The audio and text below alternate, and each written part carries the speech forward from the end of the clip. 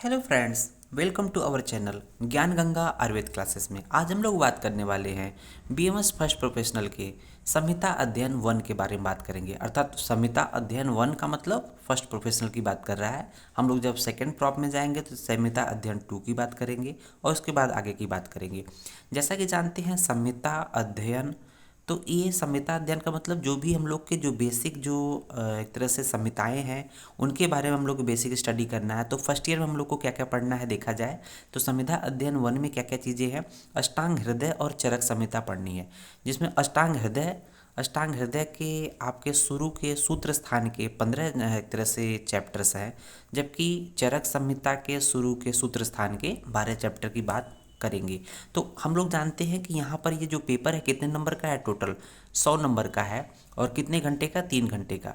तो ये सभी जो है 100 नंबर के हैं, अर्थात चरक से आपके 50 नंबर आएंगे और अष्टांग हृदय से 50 नंबर आएंगे।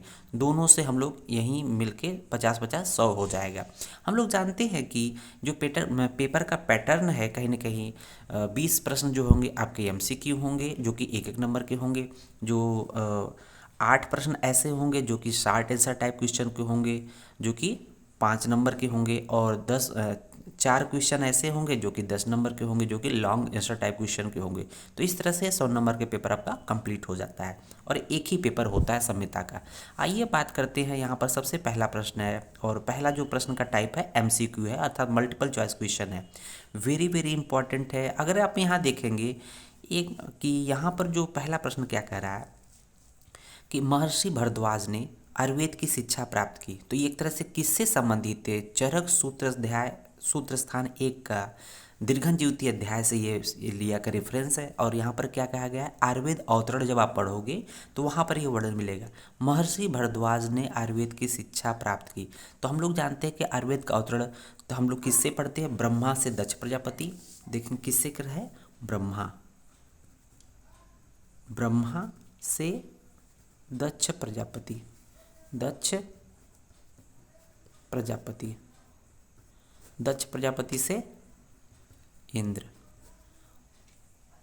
दक्ष प्रजापति से इंद्र, इंद्र से किसको मिला था, इंद्र से भरद्वाज को, और भरद्वाज से किसको मिला था, पुनर्वसु आत्रेय, और आत्रेय से उनके 6 शिष्य। तो ये एक पैटर्न है। पहले नंबर पे ब्रह्मा है, दूसरे नंबर पे दक्ष प्रजापति है, तीसरे नंबर पे इंद्र है, चौथे नंबर पर भरद्वाज है, 5वें नंबर पे आपके पुनर्वसु आत्रेय है, 6ठे नंबर पे उनके शिष्य है, 6 शिष्य है। तो यहाँ पे देख रहा है प्रश्न कर रहा है भरद्वाज ने आयुर्वेद की शिक्षा प्राप्त की, मतलब किन से, इनके गुरु कौन थे, कहने का मतलब इनके गुरु कौन थे, ये शिष्य हो गए। देख रहे होंगे कि ब्रह्मा से दक्ष प्रजापति से इंद्र, इंद्र से भरद्वाज, तो कहीं ना कहीं भरद्वाज जो शिष्य है और इंद्र क्या है, गुरु है। तो किससे प्राप्त की, आप देख रहे होंगे इंद्र। यहाँ पे 4 ऑप्शन देखेंगे तो ऑप्शन को बहुत अच्छे से समझना है। इंद्र, ऑप्शन नंबर 2 है अश्विनी द्वय, इसके बाद देखेंगे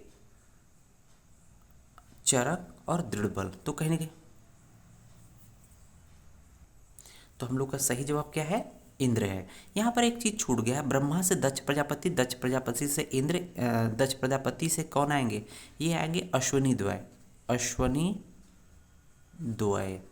द्वय से इंद्र आएंगे, ठीक है। अश्वनी द्वय से इंद्र आएंगे, इंद्र से भरद्वाज। तो कहीं ना कहीं भरद्वाज के शिष्य गुरु कौन थे, इंद्र थे। सही जवाब आपका फर्स्ट है। देखेंगे सेकंड नंबर का प्रश्न क्या है, शीत गुड़ बढ़ाता है, शीत गुड़ क्या बढ़ाता है, मतलब किन के सेवन से शीत गुड़ बढ़ाता है, वात, पहला ऑप्शन है वात, दूसरा ऑप्शन है पित्त, तीसरा ऑप्शन है कफ, चौथा ऑप्शन है वात और कफ। तो हम लोग को ये प्रश्न कैसे होगा, मतलब वात पित्त कफ के गुणों के बारे में हम लोग पढ़ना है। तो वात के गुण हम लोग देखते हैं रुच्छ शीतो लघु, तो इसमें शीत आता है, इसका मतलब ये भी ठीक है। पित्त के गुण देखेंगे तो स्नेहम उष्णम तीक्ष्णम द्रवम अम्लम सरम कटु, इसमें नहीं आता है, इसका मतलब कि पित्त के सेवन से शीत गुण नहीं बढ़ता है। कफ के सेवन की बात करते हैं तो कफ के गुण की बात करेंगे तो गुरु शीत मृदु स्निग्ध, तो कफ भी कहीं ना कहीं शीत गुण को बढ़ाता है। तो देख रहे होंगे शीत गुण बढ़ाता है, तो ऑप्शन वात और कफ है, इसका मतलब वात और कफ दोनों है, इसका मतलब डी हो जाएगा। नेक्स्ट प्रश्न हम लोग देखेंगे कि यहाँ पर जांगम, औद्भिद और पार्थिव किसके प्रकार है। तो यहाँ पर तीन चीज़ें दिया, एक है जांगम, दूसरा औद्भिद, तीसरा है पार्थिव। ये तीन टर्म है, ये किसके प्रकार है। तो तीन ऑप्शन कौन कौन से हैं, एक है द्रव्य, दूसरा है गुण, तीसरा है कर्म, चौथा है वीर्य। तो हम लोग जानते हैं, हम लोग पढ़े भी हैं कि जांगम द्रव्य होते, औद्भिद और पार्थिव ये द्रव्य के भेद है। तो सही जवाब क्या हो जाएगा, ऑप्शन 1। ठीक है, उसके बाद हम लोग बात करेंगे चौथे नंबर का प्रश्न कौन सा है। यहाँ पर देखेंगे कि कौन से द्रव्य का नियमित प्रयोग न करने को कहा गया है। तो ध्यान दीजिएगा, प्रश्न को बहुत अच्छे से ध्यान दीजिएगा, जहाँ पर न बोले उसको अच्छे से गोला कर लीजिए। तो क्या कह रहा है, कौन से द्रव्य का नियमित प्रयोग न करने को कहा गया है। अर्थात यहाँ पर चार ग्रुप है, चार आंसर है, जिसमें तीन का तो नियमित प्रयोग रेगुलर यूज करना है, लेकिन एक का रेगुलर यूज नहीं करना है। तो ऑप्शन देखेंगे, शाली षष्टिक धान्य, मतलब शाली धान्य, षष्टिक धान्य पहला ऑप्शन है। दूसरा ऑप्शन है मूंग सैंधव लवण और आंवला। और तीसरा ऑप्शन है यव अंतरिक्ष उदक। चौथा ऑप्शन है मत्स्य दधि मांस यवक। तो यहाँ पर जो चौथा ऑप्शन आपका मत्स्य है, दधि है, मछली है, दधि है, मांस है, यवक है, ये सब चीज़ें क्या है, हमेशा नियमित प्रयोग नहीं करना चाहिए, इसलिए सही ऑप्शन क्या होगा, नहीं करना चाहिए, मत्स्य दधि मांस यवक, ऑप्शन डी। आइए नेक्स्ट बात कर लेते हैं, पाँचवें नंबर का प्रश्न है।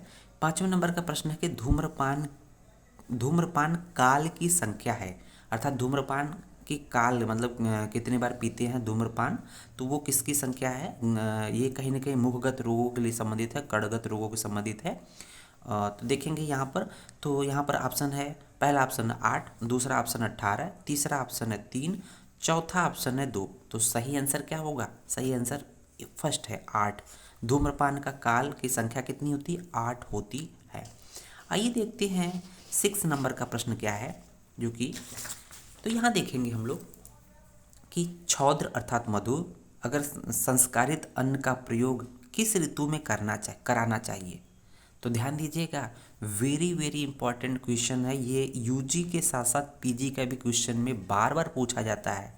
तो देखेंगे छौद अर्थात मधु संस्कारित अन्न, अर्थात जो भी खाने पीने की चीज़ें हैं उसमें जो भी खाने पीने की जो चीज़ें हैं उसमें मधु मिलाकर खाने का प्रयोग किस ऋतु में कहा गया है। तो हम लोग जब ऋतुचर्या पढ़ेंगे, चरक की ऋतुचर्या पढ़े चाहे वाग्भट की ऋतुचर्या पढ़े, तो वहाँ पर विशेष तौर से बोला गया है कि किस पर्टिकुलर ऋतु में ये खाने पीने की चीज़ों में मधु मिलाकर देने को कहा गया है। तो यहाँ पर पहले देखते हैं कि यहाँ पर 3 ऋतुएं हैं, शिशिर ऋतु, हेमंत ऋतु, बसंत ऋतु, वर्षा ऋतु। अब यहाँ पर जो आप पढ़ोगे, चरक में पढ़ोगे, वाग्भट पढ़ोगे, तो आंसर क्या देता है, डी। अर्थात वर्षा ऋतु में क्या करते हैं, जो भी खाने पीने की चीज़ें होती है उसमें क्या करना है, छौद्र अर्थात मधु मिलाकर अर्थात उसे संस्कारित करके खाना चाहिए। क्यों खाना चाहिए, ये सबसे ज़्यादा प्रश्न उठता है। तो क्यों खाना चाहिए कि वर्षा ऋतु में ऑलरेडी वात का प्रकोप होता है, वात का प्रकोप होता है, और वात के शमन के लिए वात शमन करता है मधु। मधु क्या करता है, वात का शमन करता है। इसलिए वर्षा ऋतु में जो है खाने पीने या अन्नपान में जो है उसको मधु से संस्कारित कर लेते हैं। नेक्स्ट प्रश्न देख रहे होंगे, अभ्यास के कारण सात्म को कहा जाता है या सात्म को जाना जाता है। अर्थात अभ्यास के कारण जो सात्म जाता है उसको कहा जाता है। तो देखेंगे यहाँ पर दिया है 4 ऑप्शन, ऋतु सात्म, ओक सात्म, काल सात्म, देश सात्म। तो जहाँ पर जो चीज़ें नेचुरली अडैप्ट होती है वो तो आपका अलग अलग बेसिस होता है, लेकिन अगर किसी वजह से अगर जो चीज़ आपको पचती नहीं है लेकिन उसके रेगुलर प्रैक्टिस से आपके साथ में हो जाए, अर्थात अपने पाचन हो जाए, बॉडी के लिए हेल्दी रहे, तो उसको हम लोग बोलते हैं ओक साथ में। वेरी वेरी इंपॉर्टेंट है, अभ्यास के कारण साथ में को जाना जाता है। ऑप्शन आपका बी है, ओक साथ में। नेक्स्ट देखेंगे कि 8 नंबर का प्रश्न है, किसके अंतर्गत श्रम श्वास है, किसके अंतर्गत श्रम और श्वास किसके अंतर्गत आएगा, तो ये देखेंगे। तो देखेंगे पहला ऑप्शन है धारणी वेग, दूसरा ऑप्शन है अधारणी वेग, तीसरा ऑप्शन है दशविध पाक, चौथा ऑप्शन है इनमें से कोई नहीं। श्रम और श्वास देखेंगे, धारणी वेग में तो हम लोग क्या देखते हैं, काम क्रोध लोभ मोह है, और अधारणी वेग में आपका श्रम और श्वास आता है। तो इसलिए श्रम और श्वास किसके अंतर्गत आएगा, अधारणी वेग में आएगा। और फिर देखेंगे नेक्स्ट प्रश्न क्या है कि हृदय व्यथा किसके रोकने से होता है। वेरी वेरी इंपॉर्टेंट प्रश्न है, आपको बताना है।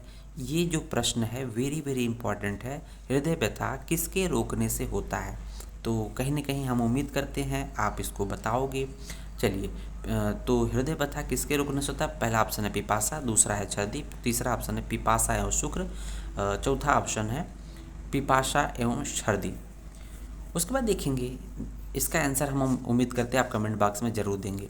उसके बाद देखेंगे 10th नंबर, इससे ज़्यादा वेरी वेरी इंपॉर्टेंट है कि ये प्रश्न कह रहा है आम्लकी युक्त दही के सेवन का प्रभाव है होता है। आम्लकी युक्त दही के सेवन का प्रभाव, मान लीजिए आम्लकी को दही के साथ मिला खाते हैं, उसका क्या प्रभाव है। तो पहला ऑप्शन है दोषहर, दूसरा ऑप्शन है दोष अल्प दोषहर, तीसरा ऑप्शन है रक्त पित्तहर, चौथा ऑप्शन है इनमें से कोई नहीं। इसका जवाब हम उम्मीद करते हैं आप दोगे। ये जवाब 9 और 10 का आप जवाब उम्मीद करते हैं, आप लोग सर्च करके दीजिए, नहीं तो हम बताएंगे आपको। नेक्स्ट प्रश्न देखते हैं हम लोग कि 11 नंबर का प्रश्न क्या है कि वात और पित्त रोगों से पीड़ित बच्चे, वात और पित्त रोगों से पीड़ित बच्चे वृद्ध एवं अजीर्ण व्यक्तियों को नहीं करना चाहिए। वात और पित्त से पीड़ित जो बच्चा है, वृद्ध है, अजीर्ण का व्यक्ति है, उसको क्या नहीं करना चाहिए। अव्यंग नहीं करना चाहिए, व्यायाम नहीं करना चाहिए, उद्वर्तन नहीं करना चाहिए, दंत धावन नहीं करना चाहिए। तो सही जवाब क्या होगा, अव्यंग नहीं करना चाहिए। नहीं, जो वात और पित्त से पीड़ित जो बच्चे होते हैं या बूढ़े होते हैं उन्हें व्यायाम मना किया गया है, ठीक है ना, क्योंकि वात व्यायाम से वात दोष की वृद्धि होती है, ठीक है। उसके बाद देखेंगे हम लोग 12वें नंबर का प्रश्न क्या है, दक्षिणायन या विसर्ग काल के ऋतु के साथ प्रारंभ होता है। दक्षिणायन जिसको हम लोग विसर्ग काल बोलते हैं, किस ऋतु के साथ प्रारंभ होता है। तो हम लोग देखते हैं कि जो आपका उत्तरायण होता है या आदान काल होता है, तो वो शिशिर बसंत ग्रीष्म से शुरू होता है। जबकि दक्षिणायन या विसर्ग काल की 3 ऋतु होती है, वर्षा शरद हेमंत। वर्षा शरद हेमंत, तो जिसमें वर्षा ऋतु जो होती है प्रथम ऋतु होती है, जिसके शुरू हम लोग देखते हैं दक्षिणायन या विसर्ग काल का जो शुरुआत होती है वर्षा ऋतु से शुरू होती है। वर्षा शरद हेमंत 3 ऋतु हैं जिसमें वर्षा प्रथम ऋतु है। नेक्स्ट देखेंगे हम लोग 13वां प्रश्न क्या है कि स्थूल गुरु स्थिर गंध किस प्रकार के किस द्रव्य के गुण हैं। तो यहाँ देखें कुछ गुण दिए हुए हैं, ये द्रव्य है मतलब पंचभौतिक कंपोजिशन के हिसाब से है, पार्थिव है, आप्य है, आग्नेय है, वायव्य है। तो देखें कि गुरु और स्थूल, गुरु स्थूल जो गुण होता है अगर देखा जाए इन दोनों को देखें तो पार्थिव और आप्य दोनों में पाया जाता है, पार्थिव में भी और आप्य दोनों में पाया जाता है। लेकिन जो गंध गुण है केवल पृथ्वी अर्थात पार्थिव में पाया जाता है। तो इसका सही जवाब क्या होगा, पार्थिव अर्थात पृथ्वी। गंध गुण को हम लोग पॉइंट कर लेंगे, इसके पॉइंट ऑफ व्यू से ये पार्थिव हो जाएगा। उसके बाद देखेंगे हम लोग कि नेक्स्ट प्रश्न है सामान्यतः लवण रस का विपाक होता है। तो विपाक वाले चैप्टर हम लोग देखा, तो विपाक कितने प्रकार का होता है, 3 प्रकार का, जिसमें देखेंगे मधुर और लवण। मधुर और लवण रस का विपाक क्या होता है, मधुर होता है। तो देख रहे होंगे अम्ल का विपाक अम्ल होता है, और कटु तिक्त कषाय का कटु होता है। इसका मतलब क्या पूछ रहा है, लवण का, लवण का क्या पूछ रहा है, तो मधुर हो जाएगा, ठीक है, सही। नेक्स्ट प्रश्न देखते हैं हम लोग, अग्नि एवं पार्थिव महाभूत किस रस की उत्पत्ति करते हैं। तो ये कहीं ना कहीं रसों के पंचभौतिक संगठन की बात करते हैं। रसों का पंचभौतिक संगठन हम लोग कैसे याद करेंगे, आइए हम लोग देखते हैं। तो यहाँ पर 4 रस दिए हैं, मधुर रस, अम्ल रस, लवण रस, कटु रस। तो इसको हम लोग एक फार्मूले से याद कर लेंगे, हमेशा के लिए याद हो जाएगा। हम लोग जानते हैं कि जो महाभूत कितने होते हैं, 5 होते हैं। इनका एक सीक्वेंस बताया गया, पहले नंबर पे आकाश है, दूसरे पे वायु है, तीसरे पे अग्नि है, चौथे पे जल है, 5वें पे पृथ्वी है। अगर ये सीक्वेंस याद रहेगा तभी ये याद होगा। तो आकाश वायु अग्नि जल पृथ्वी, पहला दूसरा तीसरा चौथा पाँचवा। अब देखते हैं रसों का पंचभौतिक संगठन, इस तरह से हम लोग देखेंगे। तो हम लोग एक साइड देखते हैं मधुर अम्ल लवण कटु तिक्त कषाय, ये 6 चीज़ें होंगी, 6 रस होंगे, ये रस हो गए। और इधर इसका पंचभौतिक संगठन, तो रस यहाँ इसके आगे क्या लिखा है, मधुर के आगे 54 मतलब 5 4, अम्ल के आगे 53, लवण के आगे 43, कटु के आगे 23, तिक्त के आगे 21, कसाय के आगे 25। तो याद कैसे करेंगे, मधुर अम्ल लवण कटु तिक्त का है, इस सीक्वेंस में रख लेंगे।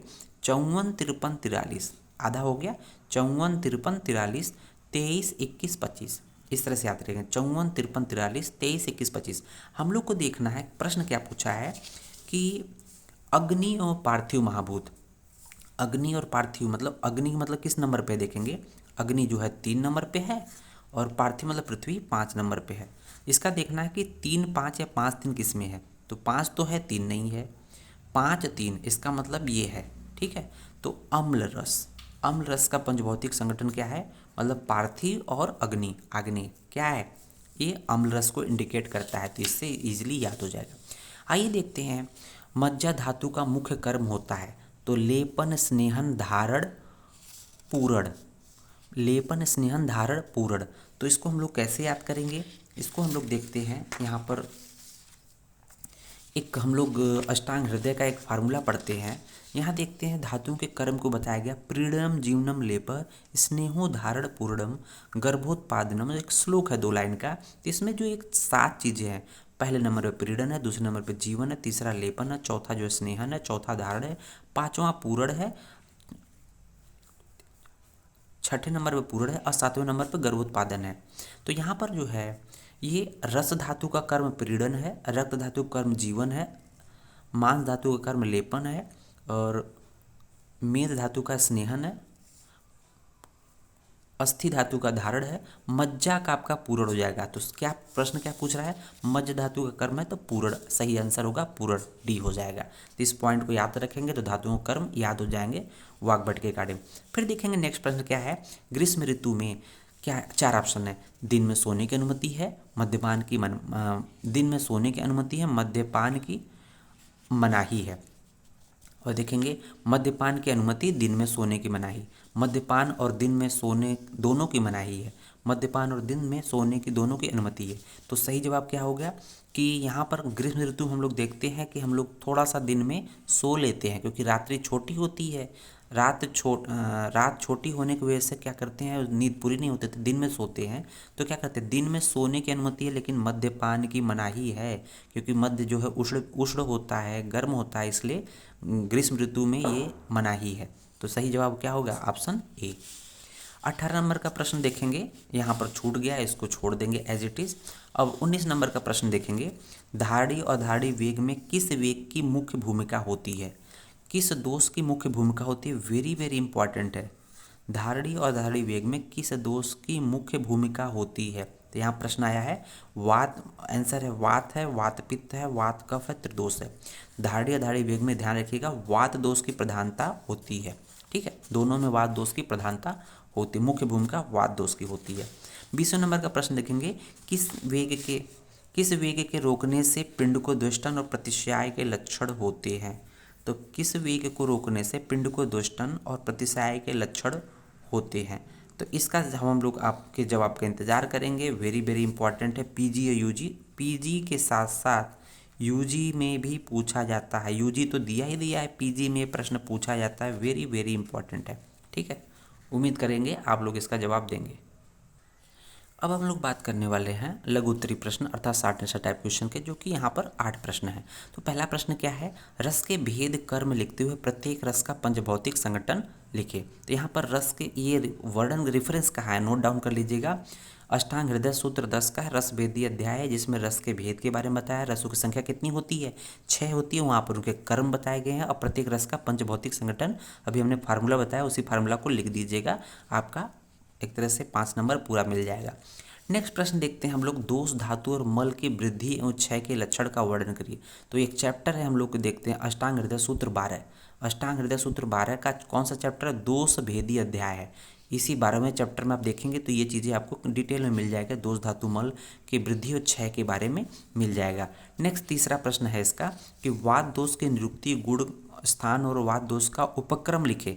उपक्रम का मतलब समझ लीजिए यहाँ पर चिकित्सा होती है। तो ये कहाँ मिलेगा, चरक सूत्र 12 में, वात कलाकली अध्याय में मिल जाएगा, अष्टांग हृदय में भी आपको मिल जाएगा।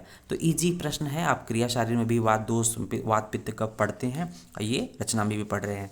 फिर देखेंगे संहिता में पढ़ रहे हैं। फिर देखेंगे आपका चौथा प्रश्न क्या है, त्रिदोष के उपक्रम का वर्णन करें। तो उपक्रम का मतलब क्या होता है, चिकित्सा होती है। तो यहाँ पर कहाँ दिया हुआ है, रेफरेंस बहुत ज़रूरी है, क्योंकि पढ़ना कहाँ से, अष्टांग हृदय सूत्र का 13वां चैप्टर है दोष उपक्रमणी अध्याय, इसके अंतर्गत हम लोग ये कंप्लीट कर लेंगे। नेक्स्ट प्रश्न देखेंगे, रोगों के साध सद्धा के संदर्भ में मैत्रेय आत्रेय के संवाद का वर्णन करें। तो ये वेरी वेरी इंपॉर्टेंट है, यूजी पीजी दोनों के पॉइंट ऑफ व्यू से। ये वर्णन कहा है चरक सूत्र स्थान के 10वें चैप्टर में महाचतुष्पाद अध्याय के अंतर्गत श्लोक नंबर 3। ध्यान दीजिएगा, श्लोक नंबर 3 आप अच्छे से वहाँ पढ़ लीजिए, आपको समझ में आ जाएगा। नेक्स्ट प्रश्न है अष्टत्रिक। अष्टत्रिक क्या चीज़ें हैं कि 8 चीज़ें हैं, मतलब तीन तीन के ग्रुप की 8 कॉम्बिनेशन है। तो ये वर्णन कहाँ है, चरक सूत्र 11 का, चरक सूत्र 11 का त्रिऐषणी अध्याय। तो चैप्टर का नाम है त्रिऐषणी, अर्थात 3 ऐषणाएं, प्राण ऐषणा, धन ऐषणा, परलोक ऐषणा। ये शुरुआत ऐषणा से होती है, इसका मतलब एक अष्टत्रिक में यही हो गया त्रिऐषणा। नेक्स्ट प्रश्न देखेंगे, 7वां नंबर का प्रश्न क्या है कि आयुर्वेद का अवतरण। आयुर्वेद का अवतरण कहाँ पर दिया, चरक सूत्र 1 के दीर्घन ज्योति अध्याय में बोला गया, जो कि हम लोग अभी शुरू में बताए हैं कि ब्रह्मा से दक्ष प्रजापति, दक्ष प्रजापति से जो है आपके अश्विनी द्वय से इंद्र, इस तरह से ये सिस्टम चलेगा। उसके बाद देखेंगे नेक्स्ट लास्ट प्रश्न इसका है द्विविध चिकित्सा। द्विविध चिकित्सा का वर्णन अष्टांग हृदय ने किया है, सूत्र 14 में किया है, द्विविध उपक्रमणी अध्याय के अंतर्गत दिया है। इसी चैप्टर को आचार्य चरक ने षड्विध उपक्रम के नाम से बोला है, षड्विध उपक्रम के नाम से बोला, जिसमें लंघन है, वृंहण है, स्नेहन है, स्वेदन है और स्तंभन है, रुच्छड़ है, ये 6 चीज़ें होती है, ठीक है ना। तो ये 3 ग्रुप में वाग्भट ने बांट दिया, जबकि चरक कहते हैं ना, ये 6 चीज़ें होती है। अब बात करते हैं हम लोग लॉन्ग आंसर टाइप क्वेश्चन, जो कि 40 नंबर का होता है, हर एक प्रश्न 10 नंबर का है। तो पहला प्रश्न देखेंगे, विरुद्ध आहार का उदाहरण सहित वर्णन करें। तो यहाँ पर देखें अष्टांग हृदय 7, अष्टांग हृदय सूत्र स्थान का 7वां चैप्टर, जो कि अन्न रक्षा अध्याय के अंतर्गत ये वर्णन मिल जाएगा, आपको अच्छे से पढ़ लीजिएगा। नेक्स्ट प्रश्न देखते हैं हम लोग, निद्रा के लाभ को लिखते हुए उसके योग्य अयोग का वर्णन करिए। तो ये संहिता का बहुत ही फेवरेट प्रश्न होता है, निद्रा के बारे में लिखना, निद्रा के लाभ को लिखना, इसके कौन कौन व्यक्ति योग्य है, कौन कौन व्यक्ति अयोग्य है, किसको निद्रा नहीं लेनी चाहिए। इसका थर्ड प्रश्न देखेंगे कि कोष्ठगत रोग मार्ग और उनके रोग, मतलब कोष्ठगत रोग मार्ग कौन कौन से हैं, उनके कौन कौन से रोग होते हैं। तो ये कहाँ मिलेगा, चरक सूत्र 11 का त्रिऐषणी अध्याय के अंतर्गत आपके त्रिविध रोग मार्ग के अंतर्गत, त्रिविध रोग मार्ग जो कि एक अष्टत्रिक में से एक ये भी है, आता है। उसके बाद हम लोग देखेंगे लास्ट प्रश्न है, जो कि वेरी वेरी इंपॉर्टेंट है आपका सामने, 600 बमन और विरेचन योगों की गणना करें। तो 600 बमन और विरेचन योगों की गणना करें। तो ये वर्णन कहाँ पर है, चरक सूत्र 4 में, चरक सूत्र 4 में है, जहाँ पर चैप्टर का नाम है सठ विरेचन शताश्रिति अध्याय, अर्थात 600 बमन 600 विरेचन के योग, जिसमें देखेंगे ये 600 बमन विरेचन में देखा जाए तो बमन के योग कितने होते हैं, बमन के योग होते हैं 355, जबकि विरेचन के योग होते हैं आपके, इसका फोटो ले लीजिएगा, आपको काम आ जाएगा।